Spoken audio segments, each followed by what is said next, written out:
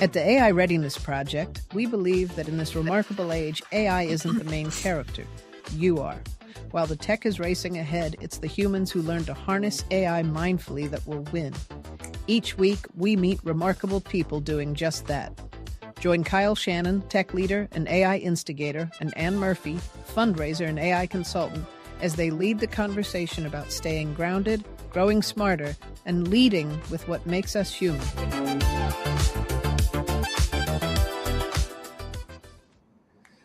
Ann Murphy, how are you doing?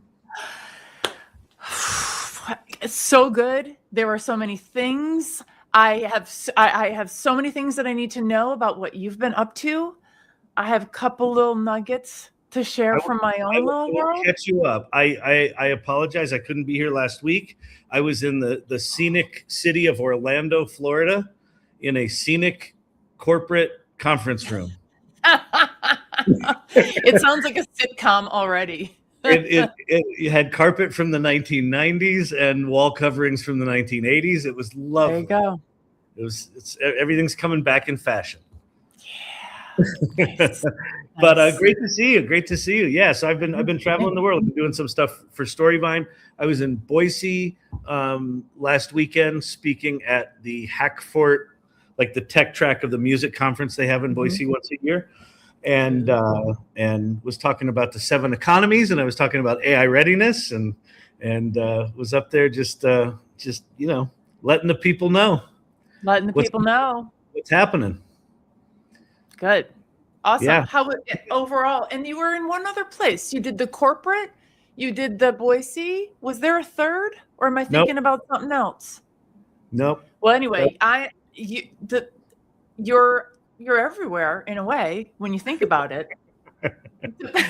Depending on if, for those folks who are listening, like depending on what your algorithm does, you can get a lot of Kyle Shannon and Ann Murphy in your life if you wish. If you so choose. If you wish. And one of the ways to do that is you take these lovely opposable thumbs and you tippy tappy.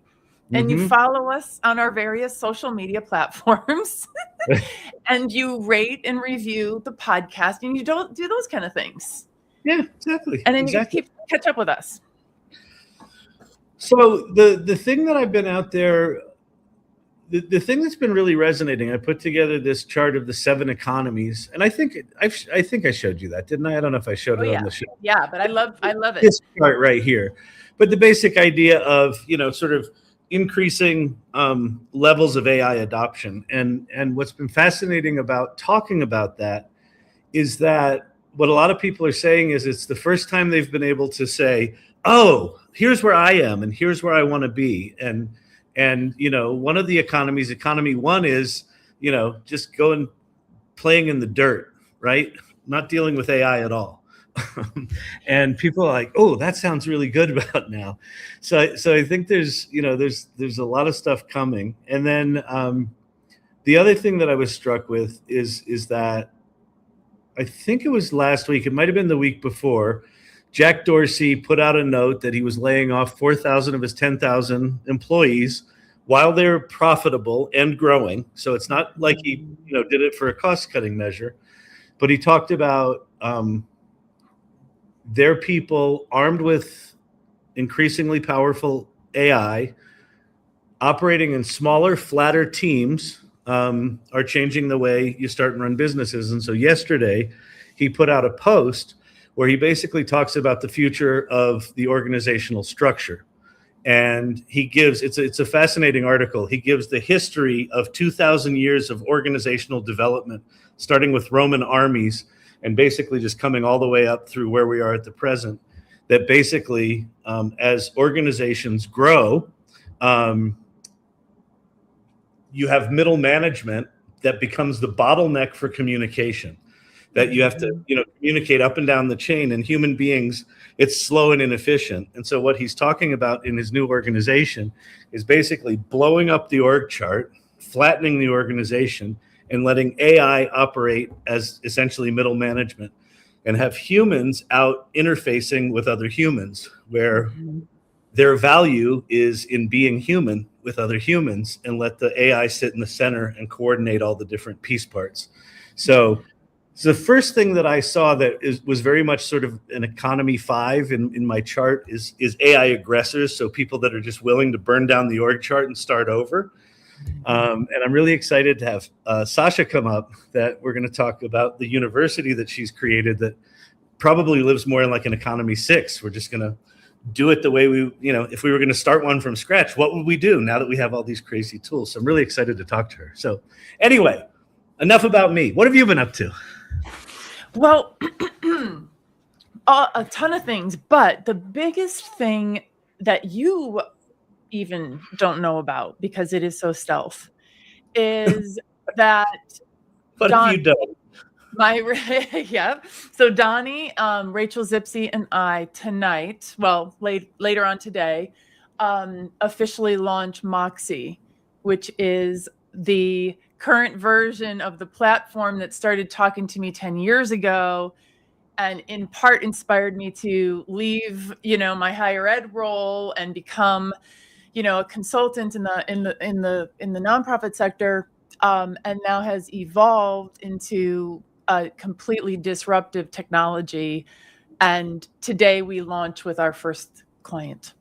Wow. And what is 𝗧𝗵𝗲? I saw a TikTok video today where you're like splitting your hair or something and you're doing this.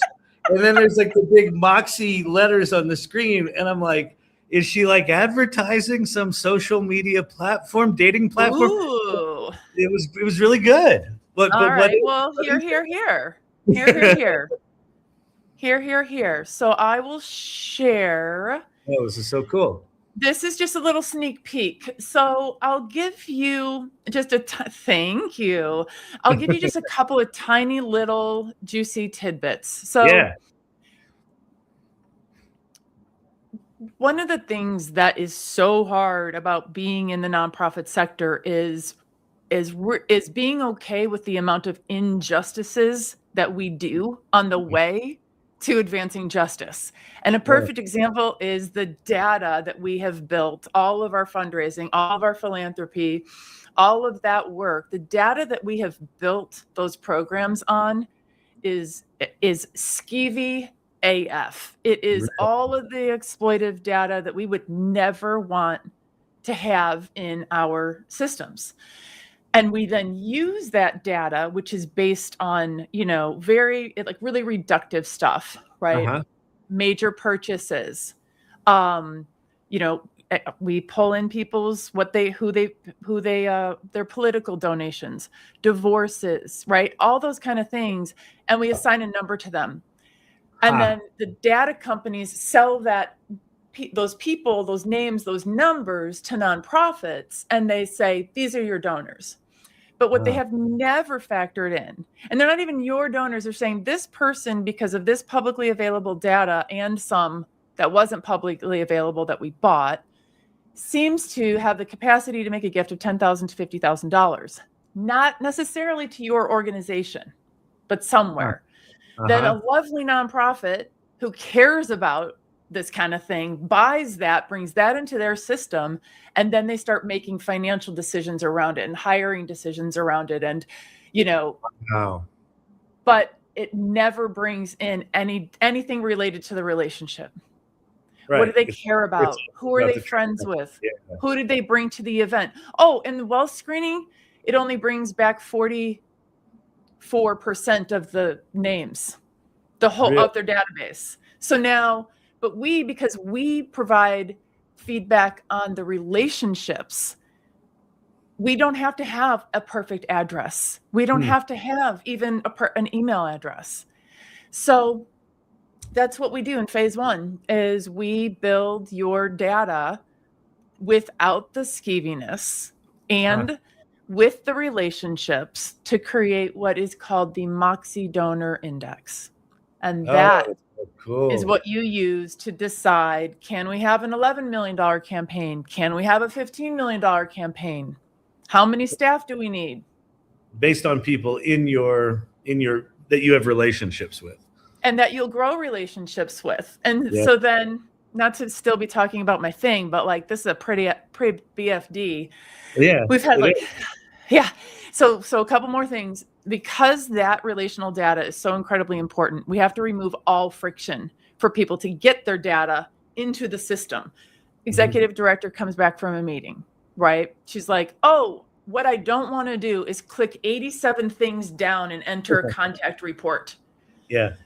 Right. And now it's like, okay, it's just not how it works. So it's the talking, it's the multimodal, right? Talk into it. Yeah. It's talk talking, into it. It's take the picture of the artifact that the lady shows you at her house. Take a picture of it, upload it. Now we know what she likes. Or that her mom founded the thing with this piece of paper or whatever. You bring all of that together. You make it easy to get that data in. No friction, frictionless. And you use AI to make the data searchable, like uber searchable. And we begin to surface insights like, that's interesting to the executive director.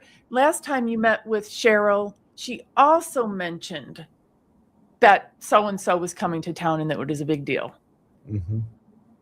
Or whatever, right? That maybe it's something where you would want to talk to her about a family trust. Like it's going to serve you up appropriate ways. And then it gives you the data that you need in the format that you want to prepare you to go to the meeting.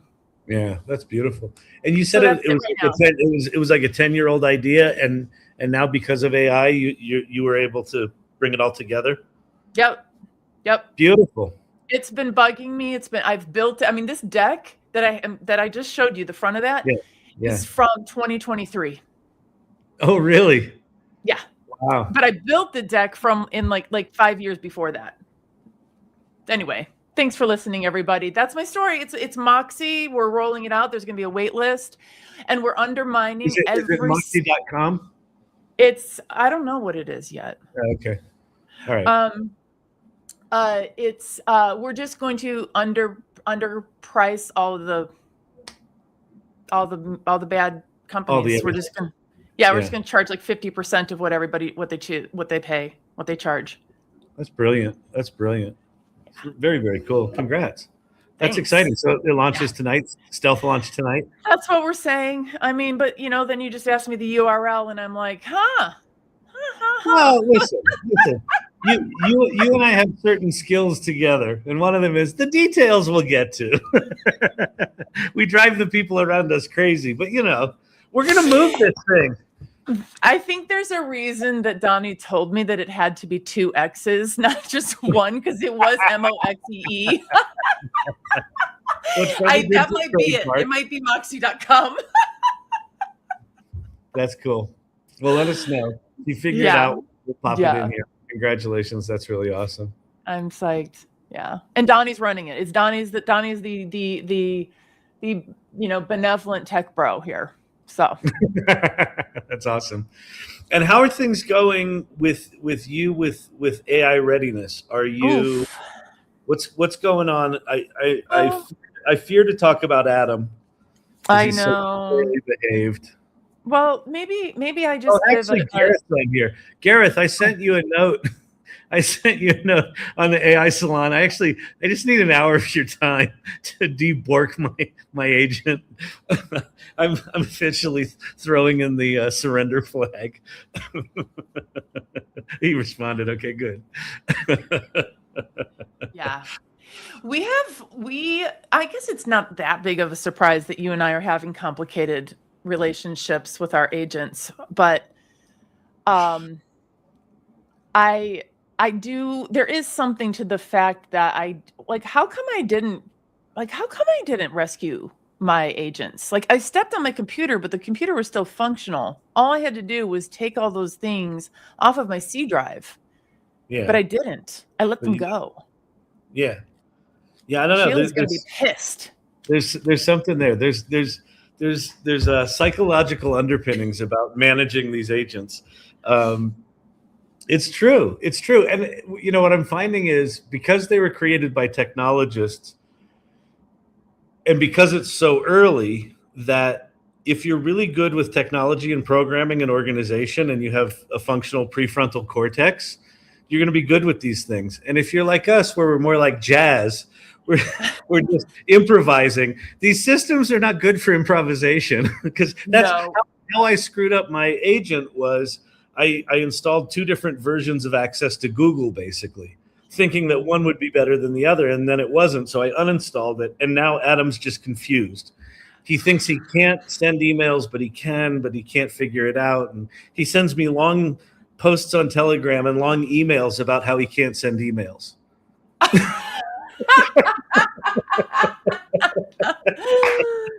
Oh my God. So yeah.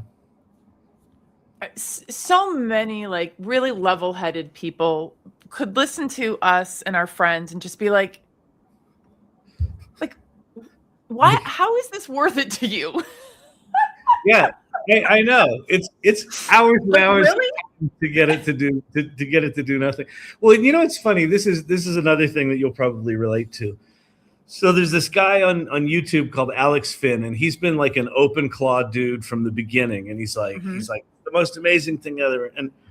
And so he put together a video where he said, I'm going to take my 2 months of learning and just watch this 20-minute video, and I'll tell you all the things, right? So I'm expecting to watch this video and learn that I had done like 10% of what I needed to do to get it there. So I watched this video. Basically, I've done everything. I just, it's sort of janky, like, but I like, yeah. So it is like, I'm right on the start line. Like I'm right at the start line, but he sort of tripped right before the start line. And now I just resent him. Well, I resent my bot. I feel like the feeling is probably mutual at this point. I mean, you gave him like a whole bunch of fucked up instructions. I mean, are you sure this is on him? I gave him very clear instructions from where I sit. Right. Yeah. Screwed them up. Yeah. Yeah. Yeah. You know, I was thinking about how you and I was thinking about how some of the advantages that our brains have. And you do? Gareth has a really 3 reallys good video on setting up OpenClaw. Anyway, AI readiness. The shortcut that you boil it all down, it continues to be curiosity, a willingness to be vulnerable, and community. Yep. However, a couple of things have have snuck in where I feel like it's also it's this piece about being willing to be in this weird liminal space where we're kind of living these agentic fantasy lives right now, but we're also trying to be human. But this agentic thing is happening so freaking fast that there's like this willingness to free fall practically. I guess it's a version of vulnerability, but I know what I was going to say. It's courage. It's how Brené Brown talks about there is no courage without vulnerability. We're in that. Yeah. And so, I think that's where I am with AI readiness. Well, the place that I go with the agents is that if you've got something that can operate and do things for you 24/7, the actual first step is to understand what you want it to do, which then makes you go, who am I? What do I value? What's the difference I want to make in the world, right? Because it's so easy to get seduced in, I've got this tool that'll work 24/7, and you get wrapped up in that activity. And it's like, wait a minute, what do I actually want? And so part of my issue with Adam is I sort of got him up and running, and he, whether he's functional or not, that I'll fix. But it's like, I sit there, and where I get paralyzed is, well, wait a minute, what do I actually want? Yeah. And that one's a hard one. That one's a hard one, because it's like, are you going to aim him at this project or that project? Do you want to start a new project? What does success look like? If Adam goes off and creates a whole bunch of new things that I then have to review to decide whether they're good or not, now I'm the bottleneck again, right? And so is the project that I point him to do worth my time to even do that, right? So one of the things these things do is just generate more and more stuff that you then have to deal with, right? And so I think that idea of taking a moment, not even a moment, taking the time to figure out what you want, that feels to me like a prerequisite for not going absolutely crazy. So samesies. So we had a team meeting today, which of course is in the kitchen, and we were talking about getting all three of us set up on Claude Code with the same skills, the same everything the same, and what a royal pain in the butt this is. Like having to approve a content vault, having to have a system for updating all the skills. And we were going down that path, and I'm like, but wait, let's just flip the script. Talk about the bottleneck that is on the other side of this. If it's the same bottleneck in terms of time investment, annoyance, lack of velocity, but it's just we're dealing with it up front. It totally is. And then it's go slow to go fast. Go slow to go fast. Go slow to go smooth. The going slow part sucks. It's not sexy. It's horrible. You saw Donnie. He hasn't shaved in I don't know how many days. Yeah. He looked a little rough. He looked ruggedly handsome. He was ruggedly handsome. He was ruggedly handsome. Well, so let's do this. I want to get Sasha up here. I want to talk about sort of building a new thing from scratch, right? In the age of AI. I'm really excited about that. Why don't you tell the good folks about 𝗧𝗵𝗲, and then I'll tell them about the salon, and we'll bring Sasha up. Yeah. So 𝗧𝗵𝗲 AI, one of the conversations, a conversation that we were having right before we hopped on today was about another educational and certification cohort that we're working toward launching for women who are interested in chief AI officer roles. So we would be, we'd have 𝗧𝗵𝗲 AI certified chief AI officers. It's an example that I mentioned now of kind of our trajectory. So we are really evolving into a leading AI education and certification group for women who are in AI, who have just crazy AI skills, maybe have been in a vertical for a really long time, have all the wisdom to bring to it. And we hang out with each other. We are super colleagues, and we have an in-person conference. It's just the best. So go to 𝗧𝗵𝗲ai.ai. Beautiful. Love it. And I'll do a similar, I'll do a concise version of the salon. So the salon is, the AI salon is a community of about 4,000 people that are trying to figure this stuff out. We have a remarkable group within the salon called the Mastermind, where we've got the Mastermind Practice Lab, where you can design a daily practice around AI. And this is new to you. So we basically just created a whole new area in the salon inside the Mastermind for the Great Repurpose. And so I kicked off, I did a session yesterday on defining who are you as a one-of-one player in the world. And that moving forward, understanding who you are and what you bring to the party is going to be the way we market moving forward, because all of the stuff that we're selling, everyone's going to be able to copy that, but they can't copy you. And so we've got a whole series of workshops and things that are part of the Great Repurpose that are coming up. So really excited about that. So check out the AI Salon and come join us. And with that, I am excited to bring up on stage. Hello. It's Sasha. Hello. Nice to, actually, this is the first time the three of us have been together, same place, same time, and first time I've met Kyle. So nice to meet you and nice to see you again, Anne. And I am so excited about your program for Chief AI Officers for Women. Super excited. We need to talk more about that. Yes, we do. Exactly. Okay, Sasha. It's just like Kyle said. We get excited, we get enthused, we just start barreling down the highway.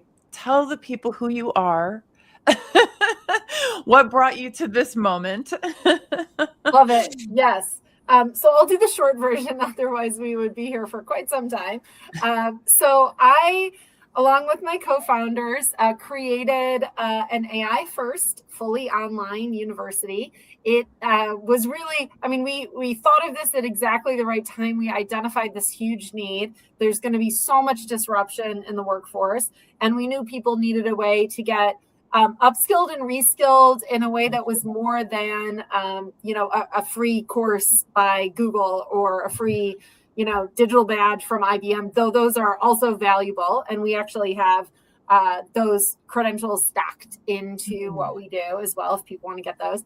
But we decided to really build something from the ground up so that we could make this education credentialed. So we're a university, and also so that it could be radically affordable and insanely flexible. So you can literally go to our university any day, you can apply, get accepted, and start courses on the same day.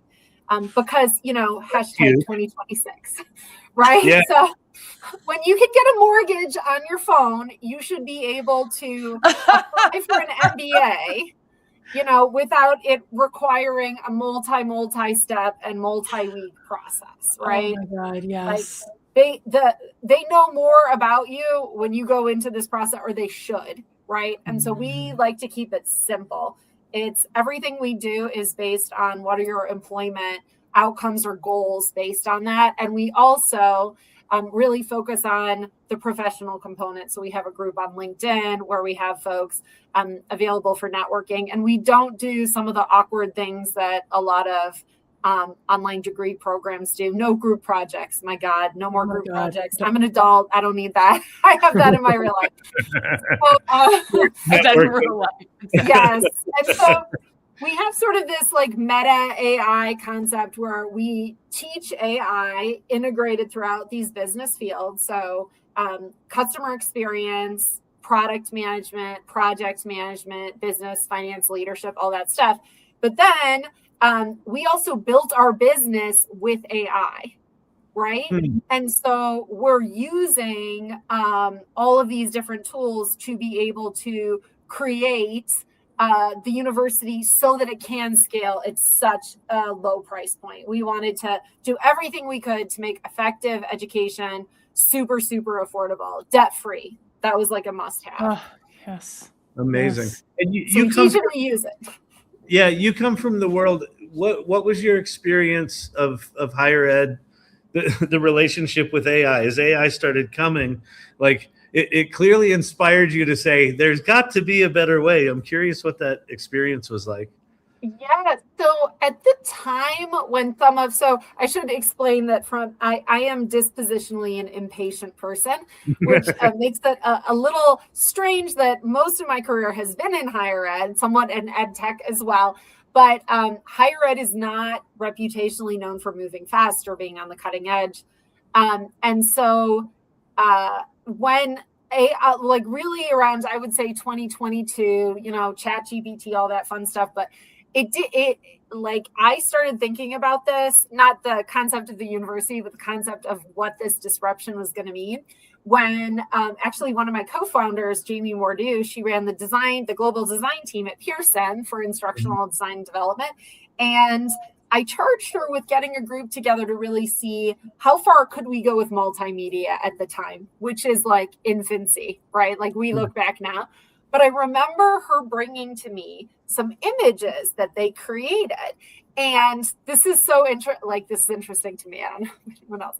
But from the folks who did graphic design and all that stuff, they were like, the images that we were being created, they were like, oh yeah, it's great, but look at the hands. Do you remember we went through the hands moment? And it was like everybody had creepy hands and 16 fingers, and it looked like a spider was attacking you. And then there was like the phase where all of the like what was in the foreground and what was in the background like didn't quite match. So I remember having this conversation with a bunch of people who that's what they did. Like creative design is what they did. And they were focusing on the weird fingers. And I was focusing on, oh my gosh, we just got like 50 different versions of an image that we now can cobble together in a fraction of the time. You just cut your production time by 80%, right? Yeah. And that moment for me was, it's not going to be the technology that's going to be the problem. It's not going to be the technology. It's going to be the humans. And I say that it comes across like I'm saying like my team was a problem. They totally weren't. They were awesome. It was that moment though, where you're like, it's going to take us longer to understand the power of this thing and what we can actually do with it. It's going to take us longer because that's what we do. Like that's what those people did. They were like, we create the graphics. Right. You don't have to create the graphics anymore. You have to envision the graphics, and you have to partner to develop the next version of the graphics. It's a different way of working with the ingredients. It's just a different set of tools. But I actually think this really goes to what you were saying, and we did start talking before we got on camera. So I feel like we should have recorded that part too. But what you were saying, Kyle, about like identity in a world where tasks are not, or I guess what we think of as like the middle of the bell curve tasks, right? Like the general tasks where those aren't things you need to do anymore. Right. So that was one of those things where I was like, oh, this is going to change everything. Everything. And that's really, fast forward a couple of years and you get some women together who are like, this is the moment. We need to be here in this moment to help people move forward. And that was like, this is the impact we can make on the world. And we just picked it up, and we never could have done what we did like 3 years ago. Even 3 years ago would have been impossible. Right. Yeah. Wow. Okay. So what's it like to launch a university? I mean, let's hear some tea. So I would say it's such a journey, and I know it's so stereotypical to say it's such a journey, but it literally feels like you're getting different. You know how the yellow brick road, like everybody's looking for their special thing. It feels like sort of the opposite of that, where you have all of the things, but you're picking them out, you're trying to figure out how to use them to get to your goal. Yeah. So this is, and this is on your like 7. We had this conversation of like, which economy are we in right now? I still think people are figuring out incremental improvements to current processes.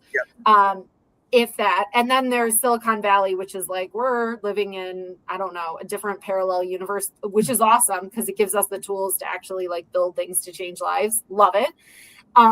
But that, like, so from the very beginning, we started seeing new tools, adopting new tools, using new tools, and then putting them down when they were no longer the right tool for the job. That is super hard for a lot of organizations to do. They get they get over enthusiastic about a tool, and so they persist with it. The tools move so fast that we make a joke. We don't do a year subscription of anything. No, for sure, no. Not even on Black Friday. Like, okay, we were on this for a month, but now this person can do better infographics, or now this comes automatically with alt text, or now this can be in 3 different languages. Let's swap it up, right? But to do that, one of the things that we really had to think about was like, what is systems thinking in a world of AI? Because if you think about a normal university, there's like a typical tech stack, right? They have their student information system, you have your learning management system, you have your application system, you have your traditional database, you have your like bursar's office stuff, you have loan packaging software, all that stuff. We were like, forget that. What is the goal, right? Like what is the goal? The goal is to get people skills with the credentials in as simple and effective path as possible. Like, we don't want any of the gunk, right? So what you were talking about is removing barriers, like making the friction go away. When people think of higher ed, they don't think frictionless experience. No. Because it was historically built as, the general principle was, we have to make sure everyone who proceeds to level 2 engineering, we need to get rid of all the people who can't deal with level 2 engineering. Then we need to get rid of all the people. It was like you got rid of people that you didn't feel were going to be able to take it to the next level every single time. An exclusionary sort of concept. It's flipped on its head because we need all of the brains now. Like, we are coming up in the zombie world of leadership where we do need divergent thinkers, creative thinkers. We need all of these things, it's interesting that it's happening at the same time that like all these people are getting laid off, right? Like, we're going to see a massive economic shift coming. But so what we did was we really went back to first principles. And this is something that we've stayed very true to, is what is our philosophy of building this? Our philosophy is simplicity, it's affordability for the student, and it's flexibility and pace. So we built our whole tech stack thinking, what's extensible, what's low code or no code, what this was a really important one, which platforms are going to align their business model with my business model. So like which platforms are going to be most incentivized to make their business model work, that they are going to make sure we show up in a Gen AI overview, right? And that's a different way of thinking about technology. Right? Like what companies' motivations for growth are going to align with my motivations for growth, and this philosophy that we have around scalability, simplicity, low code, no code. So our whole organization is hands-on keyboard. Everybody is building. Everybody. That's so cool. That's amazing. I have a question here from Erica Lenz. Do you teach logic, writing, history, literature, those things that help build critical thinking, or is it just skills-based? It's all of those other things. So it's interesting. So especially I would say at the bachelor's degree level, right, we have what we call the Newstate U core, which has what you would consider to be gen ed, but we add a little bit of context to it. So from a psychology perspective, for example, when we teach psychology, it's psychology and like power structures in business is that like the emphasis is like how human beings interact. We do have things like English literature, and we do. I come from an arts background, so I grew up as a member of the creative class. So my parents have been in theater for forever, and when I say theater, I mean like in theater. They ran a professional theater, like equity actors. I married an actor. My sister's an actor. My niece is an actress. Like I come absolutely from like fine and performing arts background. I have a Bachelor of Fine Arts in dance, which if you want to talk about like a completely useless degree, absolutely that is. I have one in acting. We should swap. Okay, so my husband has one in acting. Yeah.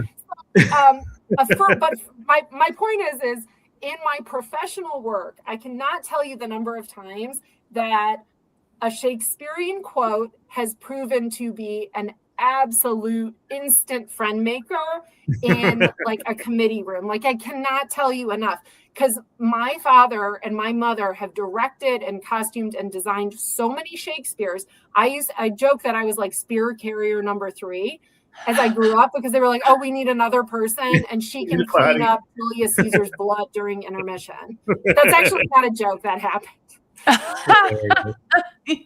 Yeah, so I feel very passionately about it. I actually think that the work that we do is highly creative work, and actually, so I'm in the middle of a book that's about moving our workforce from knowledge workers to power workers, right? And I see that as like 4 key components. And this is one of the things that a lot of times you will hear people be like, well, you don't need to be an expert in anything anymore because AI is the expert. I don't buy that. I think you still need a knowledge set, maybe not quite as deep as you used to, or maybe in an even more specialized way, like not in the same way, right? Like they call it a jagged profile, but you still need to know stuff. And you guys know this because of what you were just talking about on working with AI. You have to know your topic, enough about your domain to be able to effectively create something. So that's one part, but two of the other components are a divergent thinking, which is going to be hard to teach because for most people, it's been beaten out of us as we've gone like from kindergarten through 8th grade through high school. It's just our systems are built around sort of the middle of the curve thinking. And what we need for the age of AI is outlier thinking. So divergent thinking and creative thinking, that's one of the really critical skills that I think the new power worker needs. And then also anti-fragility, which is a whole separate conversation. But yes, is the short answer. We do have those. And even more importantly, even as we teach economics, in our economics class, it's like, this is what's going on with AI. Here's how it impacts society. Here are things that you need to think of on the macro level, on the micro level. So it's very embedded, I would say. Like the teaching how to think with these things is very embedded in our curriculum. Yeah. Sasha, what you just shared at the very last sentence reminded me of our friend Kyle, Vanessa Chang. and her work with AI and metacognition. So Sasha, I would love to connect you. The AI Readiness Program Project podcast audience has heard from Vanessa before, so you guys should go back and listen to it. She's amazing. But the two of you are on the perfectly same wavelength about what matters in the future. Like, what is the skill set that you're looking for? She talks about what's the definition of smart, right? Oh, I love that. What we use, and by the way, how we were lured into wanting to be that. Yeah. Right. Yeah. And in a very narrow definition of what that is. And the two of you have to you're going to be best friends. So one of my co-founders, not to call her out, Charlotte, she and I talk a lot about how we work with AI, because how we prompt AI, how we talk to AI, how we build things with AI, so different. So very, very different, like how we interact with it.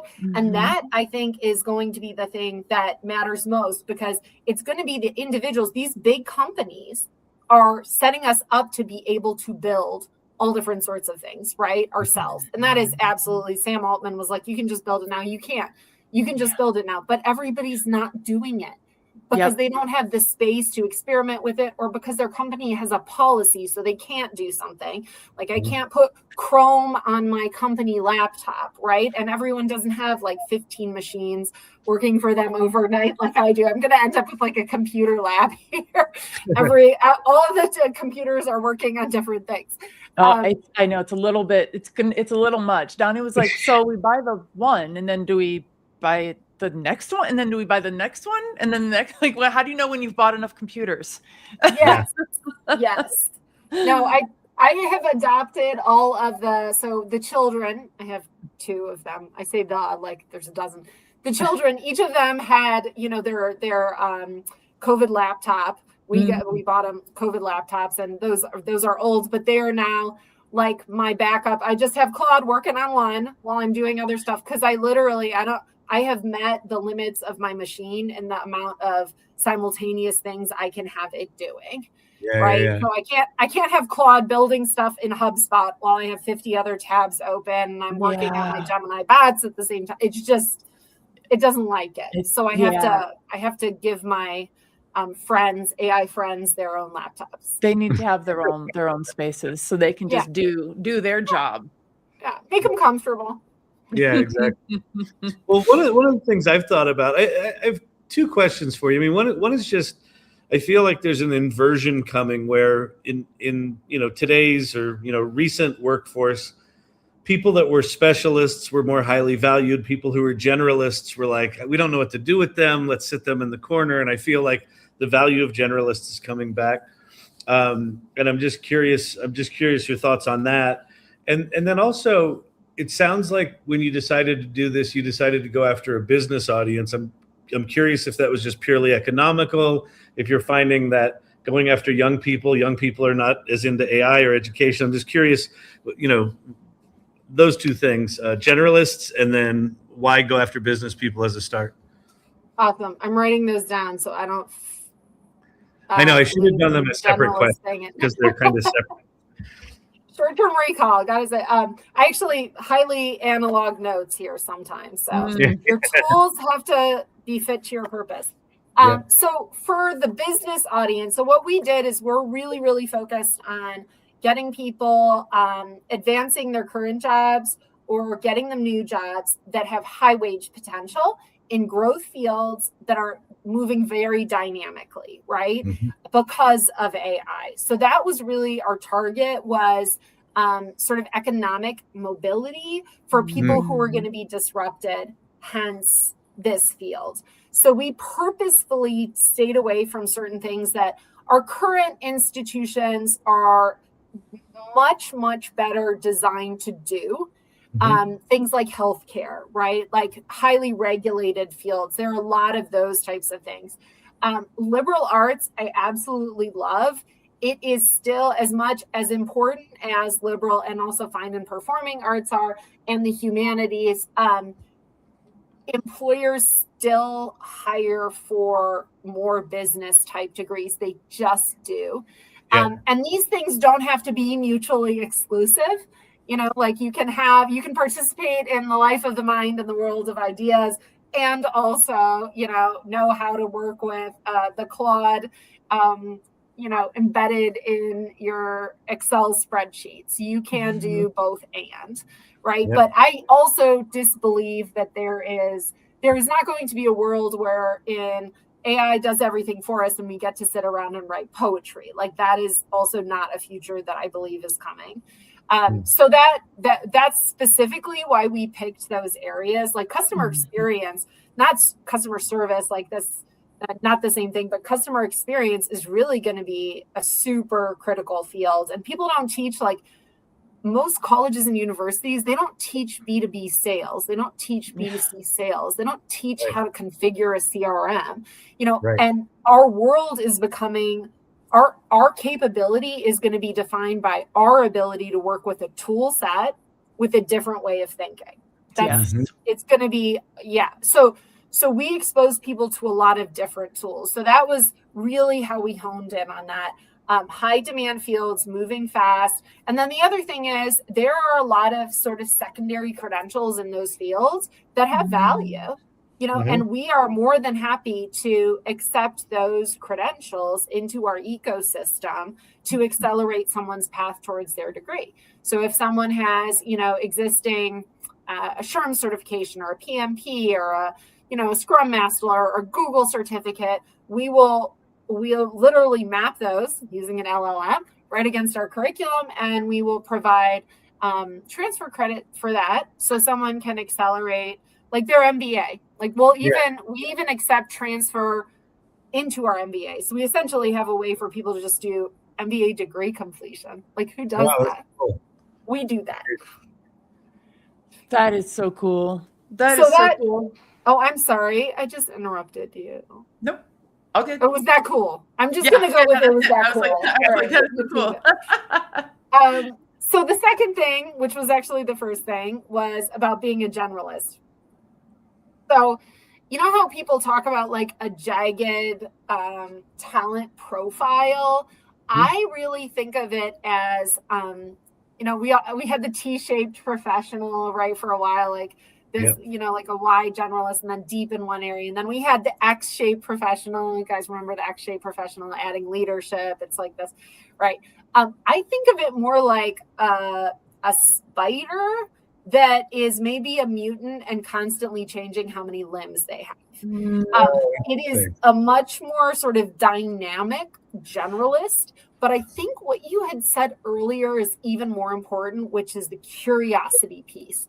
So what makes it possible for because you still need knowledge, for someone's domain knowledge to be more fluid than it used to be, and to be able to sort of zoom in and zoom out around content to create experiences. Like when we think about how we built our university, really started with what do we want the most seamless, frictionless experience to be? That was this piece. What data do we need to make that happen? And then how do we move the data around to meet the most seamless experience? But that requires you to think business process perspective, user perspective, like from a curriculum, how are you going to design the curriculum? So there are a bunch of different domains in that. And that generalist piece, like being able to pull on the threads and make those connections, like that is where that sort of that deep thinking that comes from liberal arts and humanities, but it doesn't happen by accident.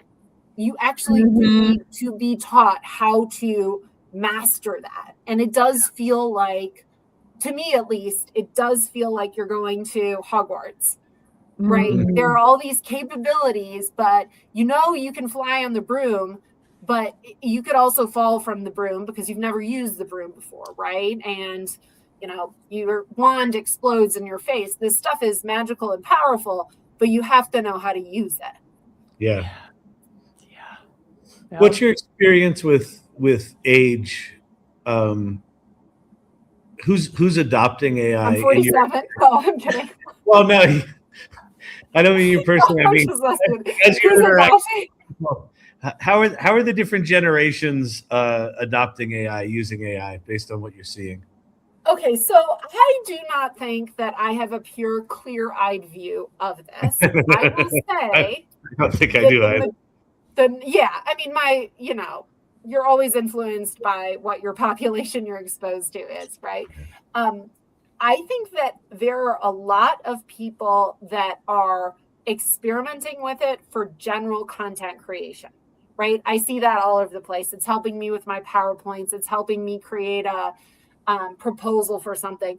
Most people, though, haven't even, I don't think, moved on to like using context files or how are you creating your knowledge bases or your LLM so that you're able to utilize the same set of information across a range of scenarios, or how are you building bots? Like, I would say of the people I know professionally, probably 80% have never built a bot, maybe more.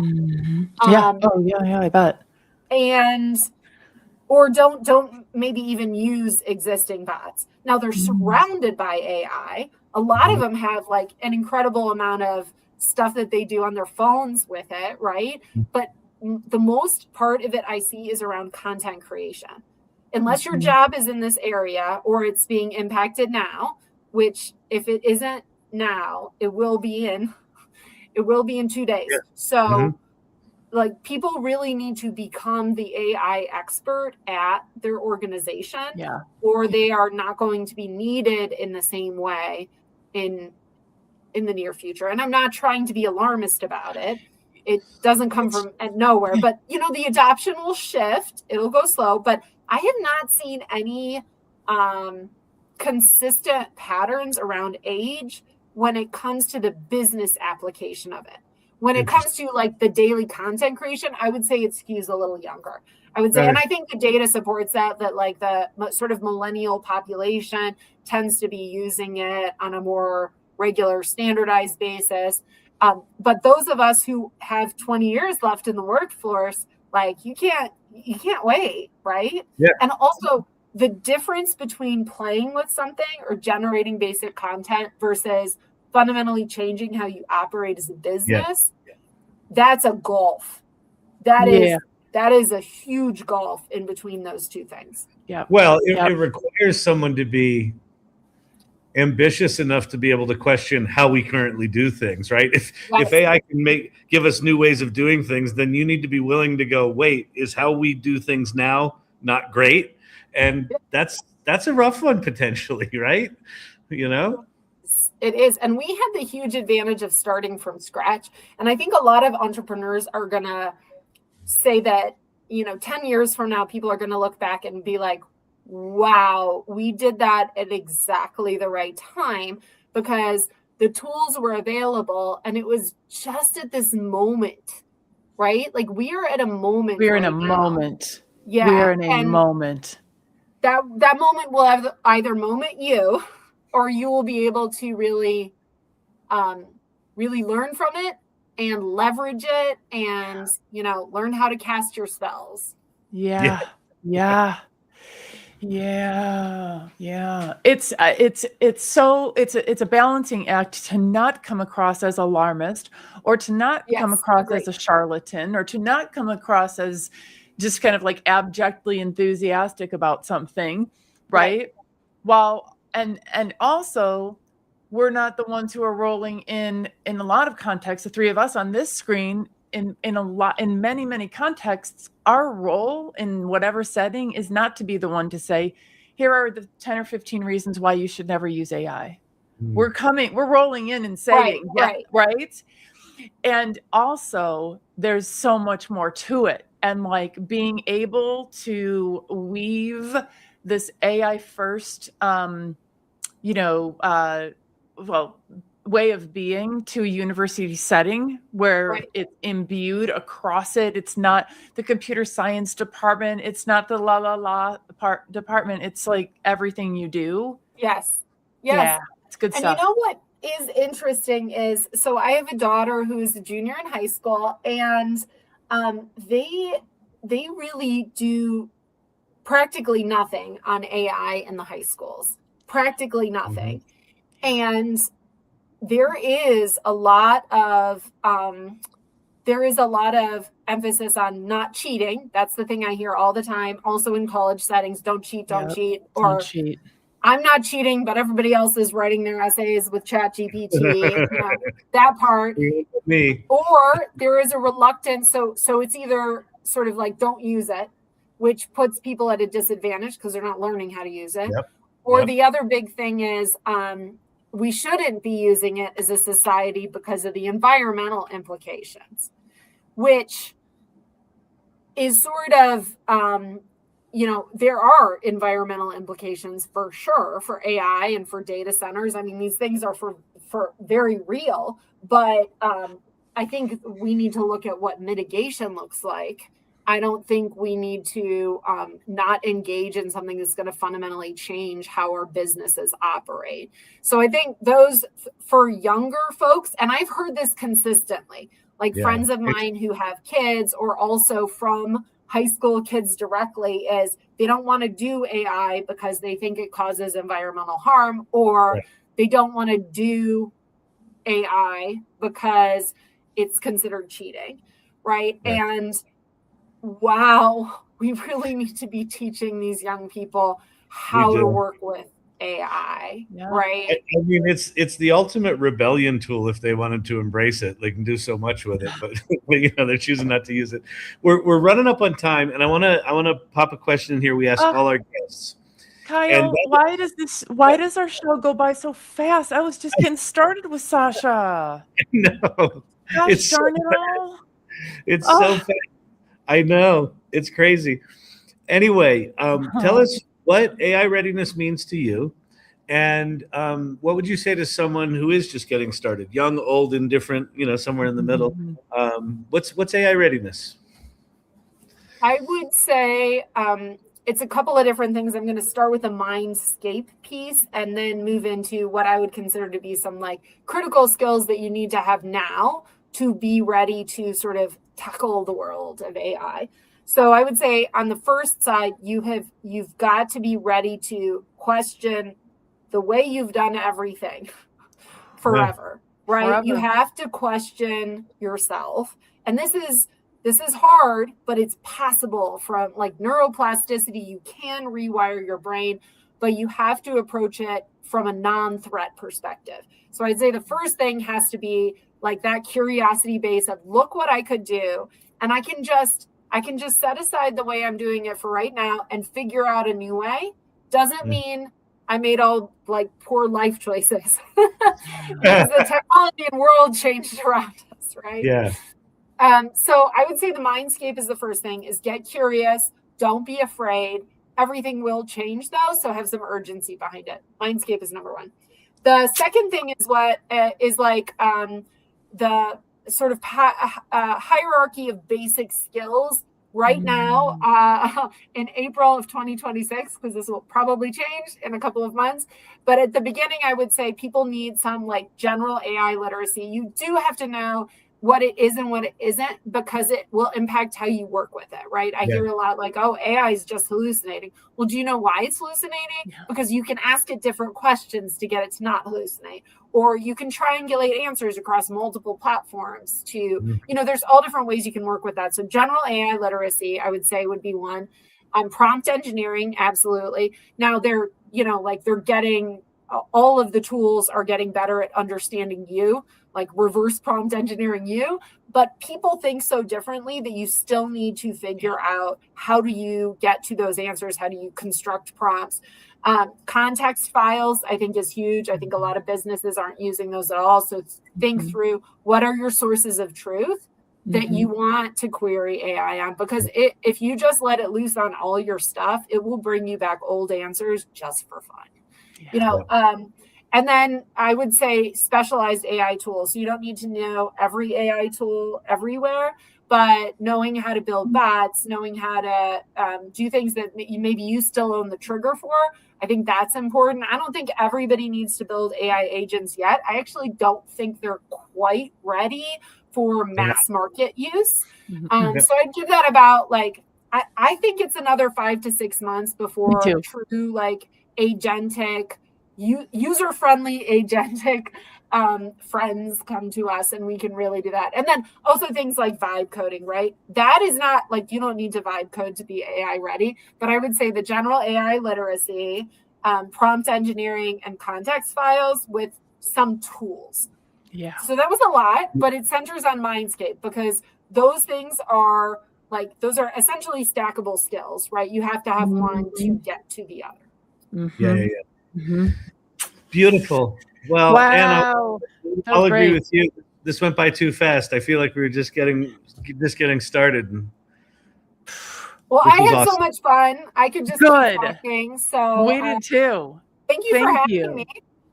Thank you for being here. That was incredible. Good luck with the university. What's the best way for people to learn more and to get hold of you? Oh, and to learn about the book. People can go to the website. It's here. It's newstateu.com. They can also contact us at literally contact@newstateu.com. I'm happy to answer any questions. We're on all the platforms as at Newstate U, so you can hit us up on any of those. Happy to answer questions. We have a scholarship right now for our founding 50 students, which is really exciting. So we're creating a community, and we have some special events and special benefits for these first founding 50, including scholarships. So we are built for today, and we are very excited for the folks who are joining us on this journey. Wow. Thank you for being here. Thank you for what you're doing for the world. Thank you, guys. This was awesome. Terrific. Bye-bye.